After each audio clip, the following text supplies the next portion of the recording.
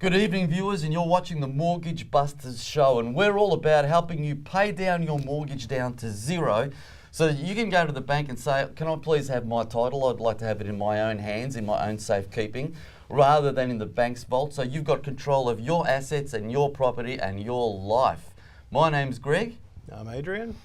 Adrian, what should the viewers be doing out there? Get a thumbprint report. They should be thumbprinting. That's it. Viewers, you should order your thumbprint report, which means you go to our website, and somewhere on the website there you'll find a thumbprint section or a request section to get a thumbprint done. Fill that out, and one of us will come out, do a profile on you, and then come back to you with the report that will let you know exactly where you stand in terms of how quickly you can pay down that mortgage. No charge? No charge, but also build wealth at the same time so that you're well prepared for a fantastic retirement. We're talking about wealth. Talking about wealth and talking about creation. having wealth creation and having a fantastic portfolio and retirement. We've got David with us today. David, all the way from Waragul, thanks for joining us. Pleasure, Greg. We met David through one of our appointments, and just met along the way, and discovered that David has just from zero started building a portfolio and now has multiple properties in your portfolio. David, tell us how you started. How did you begin your journey into investment property? 12 years ago, I received a pamphlet in my mailbox, and I don't normally look at that. It's normally junk mail, but I happened to read it, and it was an invitation to a seminar locally in Waragul for property investment and negative gearing. And the negative gearing side of me sort of caught my eye, and I thought, I need to know about this. But why? Why the negative gearing? Because I'd heard so many things about it, and I really didn't know what it was. Good or bad? I'd heard good things because I had clients in my other business that had property investments, and they talked about negative gearing and so much. And I thought I'll go along because it was free, and that's how it all started. So, can you remember the seminar? I mean, we constantly hear of these seminars going on. I've been to many myself. What was it? Was it was it the way it was presented? Did the information strike you as I could do this sort of thing? It was very well presented, and right. And it was probably a half hour long. And at the end of the 30 minutes, I sat down to myself and thought, I can actually do this. I can get a second property. And I met with one of the consultants after the seminar, and it went from there to this is how it can be done. I contacted a finance broker. The finance broker did all the legwork for me with what my capabilities were, and went to the banks to find out what my borrowing capacity was, and he came back with very good news to the point where I was thinking of buying one property. I actually ended up buying two at the same time. Wow. Yeah. Wow, two. So was there any fear factor in that for you? Because I have to say, we do work with people that we work with people and help them pretty much generally with their finances, also wealth creation. Yeah. So we do quite often help clients with property, investment property, but there's always seems to be a fear factor. Was there a fear factor for you? There was a slight fear factor because at that stage I had my own property with my wife and kids, and it was traumatic trying to get that off the deck in earlier years, trying to get the deposit and so forth. But from the seminar, I realised that I've got equity sitting in my own house, which is really not achieving much. Correct. Average. And then once I looked at the equity that I had in my home, and the tax advantages, of course, that played a very important role. I suddenly realised this can be done, and quite successfully. And as it's turned out, I've multiplied properties by. After 2 or 3 years, I get increased equity on the properties I've previously bought, Yeah, right. and it tends to snowball. Yeah. And it makes me. They roll out the red carpet when I walk in the bank now, whereas earlier on they didn't really want to know me. And but it has certainly helped me in that regards, and it's exciting. It's exciting stuff, especially this time with the interest rates being so low. Yeah, of course. What's exciting? Which part of it's exciting for you? Because the reason why I'm focusing on the fear and the emotion is because that's what most people are driven by, the emotion of doing it. Whereas they shouldn't be. It should be purely numbers. And how this can save me and progress me, right? But what's the exciting part for you? Well, with any form of investment, the ultimate gain is to try and increase your personal wealth. And I suppose in the 12 years I've been doing it, there's been two areas I've concentrated on for retirement.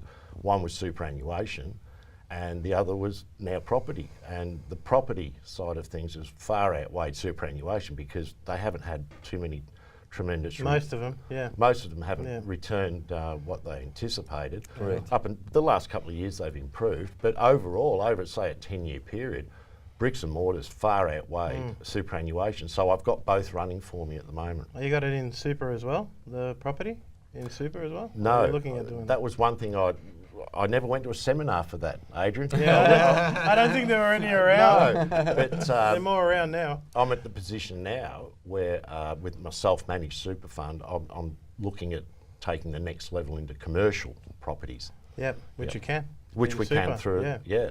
through a personal super, Yeah. Fantastic. So, how many? Can I ask? What did you do then? You bought your first couple of properties. Bought What my happened first then? couple of properties. About 3 years after that, the equity in my own home increased again. Right. The equity in the properties increased again. Did you have a debt on your property? Oh yes. Your principal place of Yeah, residence? I had You a did? yes. Okay. I had a debt. So most people are in the same boat. They've got debt, but they've got equity. Yeah. Yeah, no, it certainly had a debt. But between the debt and the value of the property, the equity, that combined with the other two properties I bought. Which would have had some growth as well. Absolutely, 3 years some later. growth, yes.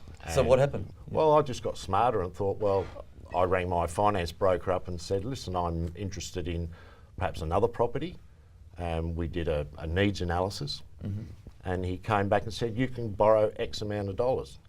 And I said, okay, so I went house hunting. Did you buy in the same area, in your area? I bought in the Around there? CBD. Yeah, okay, in your area there, yeah. Originally, I bought locally. Then I went to outer suburb areas, and then I thought I'll get into the higher priced properties in the CBD. So have you bought outside of the state, outside of Victoria? No, not as yet. Are you averse to doing that? I don't really know much about it, Right. but I know there's many people out there that would tell me how to do it. But I feel comfortable where I can actually drive past my properties. Oh, right. Yeah. That makes me comfortable. On that note, we've got to go to a break, David, but we'll come back with you. Viewers, you're watching David and how he built his portfolio, and you're watching the Mortgage Busters show. We'll be back straight after this break. Don't go away. Viewers, you're with the Mortgage Busters show. I hope during the break you went to our website, logged in there and requested to have your thumbprint done, or you could even ring our 1300 number, which is 1300 TMB show. 1300 TMB TMB show. show. Request your thumbprint report so that we can create a profile around you and let you know what you can do within your financial space. We're with David from Waragul. David's been going through how he built up his portfolio, started with zero and now has a sizable portfolio. David, you were saying you live in Waragul, your home had some equity in it. You went to a seminar, bought pretty much 2 properties that in regional areas, and equity again kicked in, and now you bought after that as well? Yeah, I bought after that. I learned what buying off the plan meant. Okay. In respect So you're to making these discoveries along the way? Every time I bought a property, I learned something. Right. And I gained the knowledge of what off the plan was, which I really didn't know too much about. But Sure. the stamp duty savings were Huge. And I thought, that being the case, I'll lift my buying capacity, which brought me into the CBD. Melbourne CBD. Into Melbourne CBD, and I started looking at a larger type properties, being apartments and something But it's good that to was show. obviously needed. So did you have a plan in mind, or did it all sort of depend on what you were feeling at the time and what you could afford at the time? It was what I could afford at the time. Right. I had after 4 properties, I was totally confident, very confident to go to the bank and my same finance broker and say, this is what I'm thinking, how do we go about it? And of course, every time my broker came back and said, we can go for a larger amount and we can structure it, fixed interest, sure he was happy with principal and interest. And then I worked out, the tax deductible benefits, and depreciation was a big one, a very big one for me. And this was all happening at a time when my main income stream from my business was growing. So the tax deductibility was the real key to why I wanted to do this, and at the same time maintain an investment for retirement. Look, we are the Mortgage Busters show, and with numerous properties, that means you've got numerous loans, especially if you're wanting deductibility. Does that ever bother you? Has there been any sort of negativity around that for you in your mind? And that okay, you own so much, but you owe so much too. No, not at all. Not at all. Not at all when you consider what the total equity of all the portfolio is to what's owed to the banks. Yeah. I have no problems with that at all. Fantastic. Obviously, if interest rates take a huge hike, that might slow me down. It certainly wouldn't stop me, but it would slow me down. But this time of the economic climate, it's an ideal time to get in there. And I believe, and if you can fix an interest rate for as long as you possibly can with the bank, I would recommend that, yes. Fair enough. See, to me, in my eyes, interest rates shouldn't really affect the investor that much, because the higher the rates, the more tax deduction you get anyway. So, and rents follow interest rates too. So really, I think if you really look closely at the numbers, it's a zero-sum game. It's more for the homeowner that is living in a home and has to pay that principal place of residence off. If the interest rate goes up, it's just more cash has to come out of your pocket. You're probably right, Greg. Yeah. I think I'm reflecting back to my first home, and I seem to remember paying 18% on my mortgage, and that's why it was daunting getting your first home. Yeah, but see, all that interest in an investment property is all tax deduction. Yeah, fantastic. Correct. But this is also proof that regional works. Yeah, regional. So what's your view on regional investment property as compared to Melbourne or CBD investment property? I think, especially in the area that I operate in and live, Mainly Waragul? Mainly the Waragul, and it's the growth corridor really from Melbourne through to Waragul. It is. Yeah. I think it's a very large growth corridor. I think it's in the top 5 in Australia at the moment, coming through the Pakenham area and so forth. I feel confident in buying in that area, and like I said before, I can drive past and have a look at it. It keeps going up. I like to see my investment. Yeah, right. Look, that's a big thing for a lot of people too. Yeah, I've thought about going interstate, but look, I'd be relying on a property manager or an agent to be advising me how it's going. Right. What would you, if you had a group of people in front of you that were sort of half thinking about investing, what would you say to them? Well, I'd say go and find yourself a finance broker or an advisor, and find out what your potential is as you sit now. Find out how much equity you've got and what the banks are prepared to do for you. Because at the end of the day, the banks make money by lending out. I think a lot of the people tend to think banks don't want to give me money, but yes, they do. Of course they do. They do want to give you money, and now's the time to go and do it. Yeah, absolutely. Because they've got a lot of it. So looking back, would you have changed anything or have not done it, or would you have done anything differently? Oh yes, made a few mistakes along the way. I'm very cautious now of body corporates and buying into body corporates. Right. Got caught out a couple of times on body corporates. How so? Can you briefly describe? Well, it was actually on my first purchase. I bought 2 in the same body corporate plan, and it turned out that the west wall of the 30 units had deteriorated, and it was brought to a body corporate meeting that all the windows needed to be replaced. And of course I got hit with 2, and I was on the north wall and my windows were quite fine, but that was an expense. You still had to chip in. I still had to chip in. Yeah, right. So be careful with body corporate. That was similar to my first investment property. Was a little 1-bedroom unit on the Esplanade in St Kilda. I'd bought it, I'd settled it. The next thing I knew, I got a letter from the body corporate saying that we had to replace all the balustrading, which was after you settled. After we settled, and it was $5,000 each. But that property, I still remember, tripled in value in 9 years. So it served me very well. But if I'd known better at that time, I would have bought something new. Yeah. Well, I learnt any property I'm buying, look at the west wall. Make sure they're new too. Yes. David, look, I congratulate you on what you've done. You know, it's not an easy thing to beat the voice of many people, and the voice of many people carries a lot of fear behind it when it comes to investment property.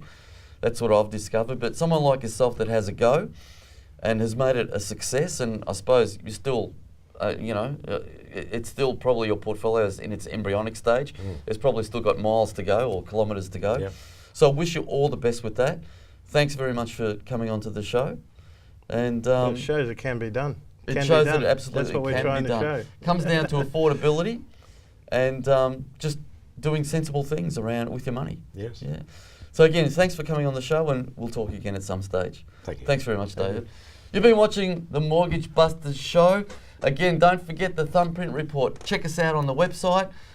You heard David's story. Why don't you create your own story? Get that thumbprint done. Come to us. We'll give you an idea of what you can do and what you can't do, and get started just like David did. Come back to us after the break. You're watching the Mortgage Busters show, viewers, and we are with Steve Hudson, our finance guru, who hopefully will take us to the whiteboard. Eventually we'll get to If the we're lucky. whiteboard. Yeah. What a great show, guys. David's story is just absolutely brilliant. Fantastic. And talking about the thumbprint report, there's no better way for you to find out where you actually sit in your financial situation is to get your thumbprint report, and you can see what your financial ability is. That's It is it. a great tool. So You've got to start from somewhere. Ah. It's a journey. You've got to start that journey from That's a right. starting point. And then- absolutely, yeah. absolutely. And from a finance point of view, there's a couple of things you need to do. We had Elizabeth Jackson on here a couple of weeks ago, and she was talking about, what she sees in the marketplace is buying an investment property and then trying to shove it into their financial situation. Yes, perfect.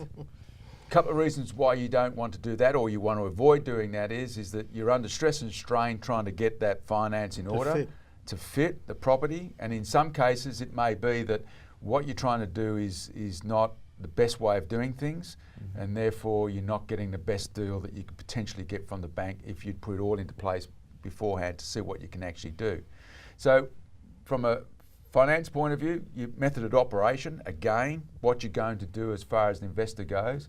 If you're a renovator and you're going to use that as a leverage to invest, your financial situation or the way you structure your finance is going to be different to someone that what David was talking about, say, buying off the plan.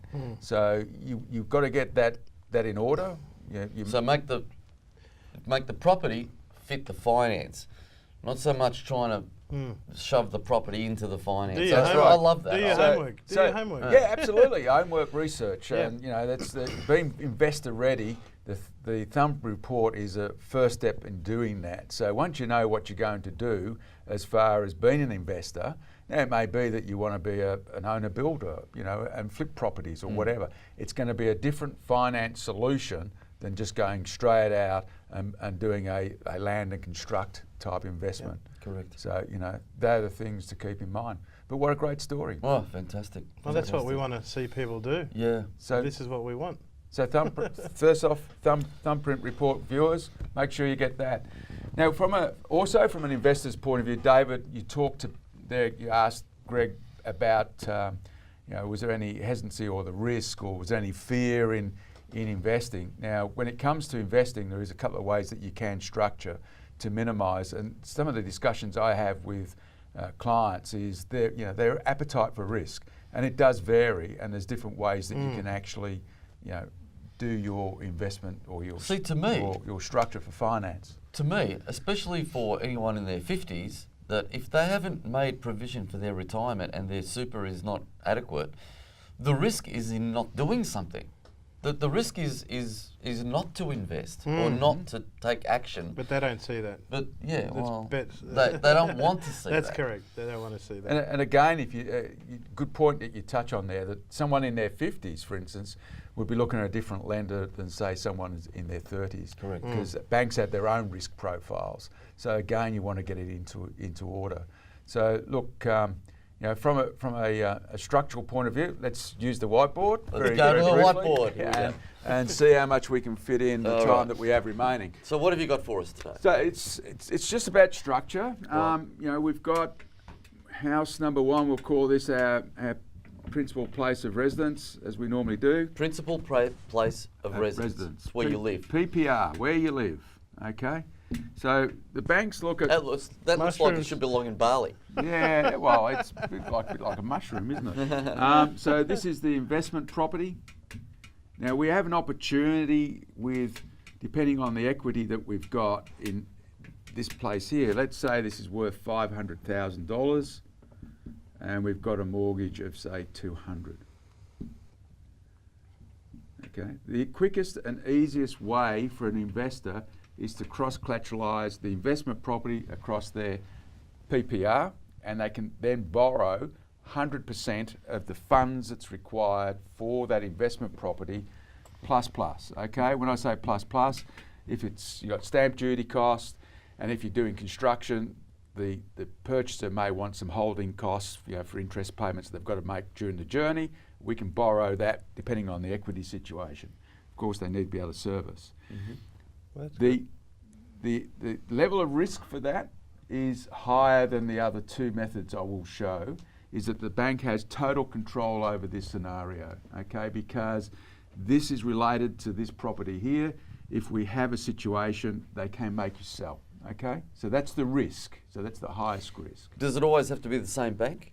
No, we'll get to that, Greg, 'cause that's a very good point. That's the third option we'll talk about. Right. That's probably the lowest risk, but takes the longest to put into place. Yeah. The second,